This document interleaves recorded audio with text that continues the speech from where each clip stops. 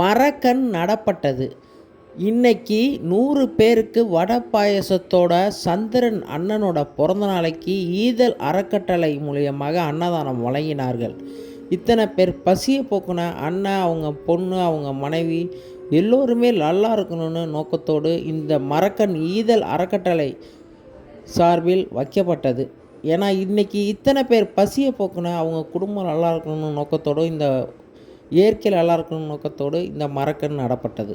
திருவாரூர் மாவட்டம் ஈதல் பசி தீர்ப்போம் அறக்கட்டளை. பிறந்தநாள் வாழ்த்துக்கள் அண்ணா. வீட்டுக்கு ஒரு மரம் வளர்ப்போம், மரம் வளர்த்து மழை பெறுவோம். வீட்டுக்கு ஒரு மரம் வளர்ப்போம், மரம் வளர்த்து மழை பெறுவோம். மரம் ஒன்று வளர்த்திருந்தால் மகிழ்ச்சியாக வாழ்ந்திடலாம். தன்னே நன்னே நானே தானே, தன்னே நன்னே நானே, தன்னே நன்னே நானே தானே, தன்னே நன்னே நானே.